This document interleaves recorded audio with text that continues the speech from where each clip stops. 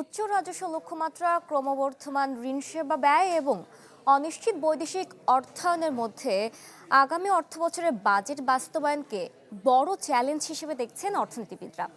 এ অবস্থায় দ্রুত প্রবৃদ্ধির চেয়ে সামষ্টিক অর্থনৈতিক স্থিতিশীলতা, আর্থিক শৃঙ্খলা এবং কার্যকর সম্পদ ব্যবস্থাপনাকে অগ্রাধিকার দেওয়ার তাগিদ তাদের। পথে যাত্রা শুরু করেছে। বৈশ্বিক সহায়তা কমলেও আগামী বাজেটে বৈদেশিক অর্থায়নের লক্ষ্যমাত্রা বাড়ানো হয়েছে। তবে প্রতিশ্রুত অর্থ দ্রুত ছাড় ও কার্যকর ব্যবহার এখনও বড় চ্যালেঞ্জ হিসেবে দেখছেন অর্থনীতিবিদরা।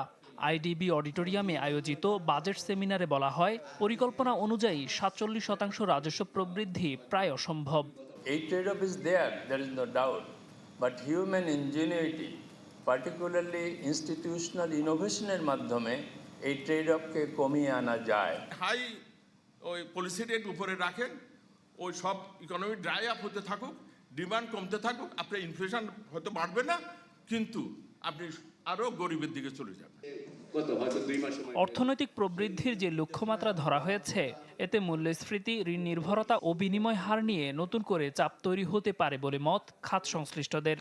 We are in a big crisis. For an industry, it is their responsibility that how to move forward and give a guideline to the government.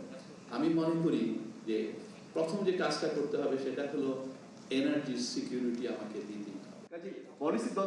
আমলাতন্ত্র, ব্যবসায়িক গোষ্ঠী ও হাসিনার রেখে যাওয়া ফ্যাসিবাদী কাঠামো থেকে দেশের অর্থনীতিকে বের করে আনাটাই বড় চ্যালেঞ্জ হিসেবে দেখছেন অর্থ ও পরিকল্পনা মন্ত্রী আমির খসরু মাহমুদ চৌধুরী। পাওয়ারফুল গ্রুপের একটা প্রেশার, একটা অর্গানাইজড গ্রুপের আরেকটা প্রেশার, বাট বাকি যে লোকগুলো আছে যারা নিদার পাওয়ারফুল, বাংলাদেশের অর্থনীতিতে আনফর্চুনেটলি ওভার দি ইয়ার্স এটা অনেকটা পৃষ্ঠপোষকতার অর্থনীতিতে চলে গেছে।